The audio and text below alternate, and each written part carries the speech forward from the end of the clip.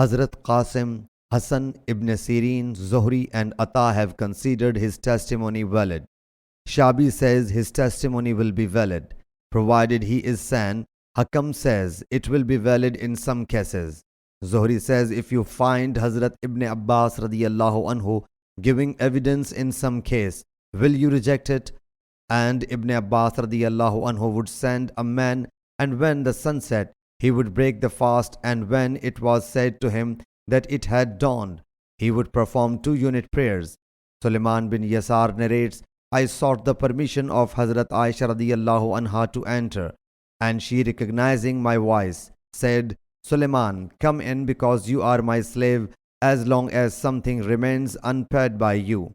Samura bin Jundab declares the evidence of a veiled woman lawful. Hazrat Aisha radiyallahu anha narrates, the Prophet sallallahu alaihi wasallam heard someone reciting the Quran in the mosque. So he sallallahu alaihi wasallam said, May Allah Jalla Jalaluhu bless him, for he has reminded me such and such verses of such and such chapter, which have faded from my mind. What Abbad bin Abdullah has reported from Hazrat Aisha added this too. While the Prophet sallallahu alaihi wasallam was performing prayer in my house, he sallallahu alaihi wasallam heard Abbad's voice, who was performing prayer in the mosque. Thus he sallallahu alaihi wasallam said, O Aisha, is it Abbad's voice? I submitted yes. He sallallahu alaihi wasallam said, O Allah Jalla Jalaluhu, be merciful to Abbad. Sahih Bukhari Hadith number 2655.